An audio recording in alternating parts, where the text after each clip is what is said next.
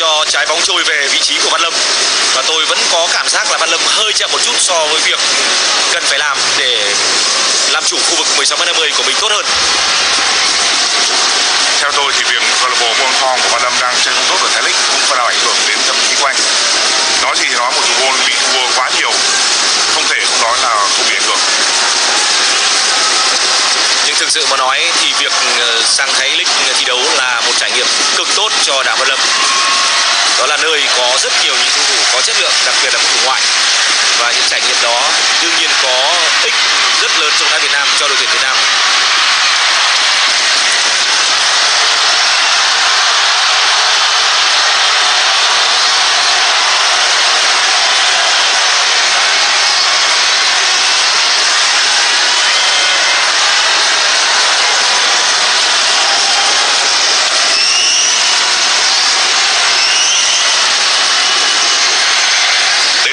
Mà Quế Ngọc Hải đã phối hợp với Duy Mách để ngăn cản cầu thủ đội bạn Sufanat, cầu thủ đang chơi cho Buriram United.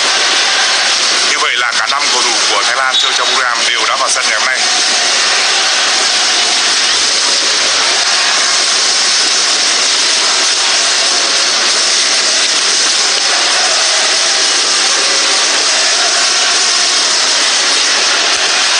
Phút đá bù giờ cuối cùng của hiệp 2.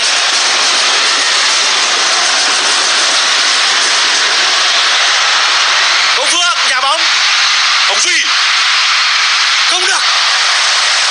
Chủ định của Hồng Duy là chuyền bóng ngang cho Anh Đức, không phải là Hồng Duy mà là Hùng Dũng. Chúng ta xem lại pha dứt điểm chân trái của Hùng Dũng. Nếu là Hồng Duy có thể sẽ là một dịp dẫn và sút ngay.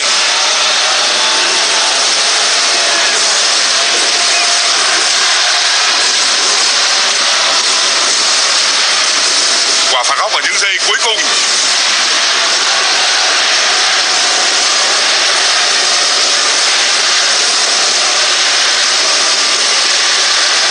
Một tình huống vô địch và đội tuyển Việt Nam liệu có chắc chiêu được cơ hội này không?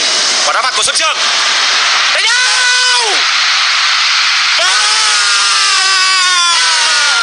Bàn thắng của Anh Đức. Không còn thời gian nữa rồi các bạn ạ, không còn thời gian nữa rồi. Thắng lợi đã thuộc về Việt Nam rồi. Câu trả lời của Park Seo với những sự mạo hiểm của ông, mạo hiểm nhưng có lý và rất sáng tạo. Một lần nữa chúng ta ngả mũ trước ông thầy Park Seo, những thử nghiệm tuyệt vời. Bây giờ thì Anh Đức đã bị chuột rút thật rồi, nhưng đó là cái giá phải trả sau những nỗ lực không biết mệt mỏi của cầu thủ lớn tuổi nhất bên phía đội tuyển Việt Nam. Cao Win đá chơi có thể nói là rất lung tung. Anh bị bất ngờ trước tình huống dứt điểm của Anh Đức.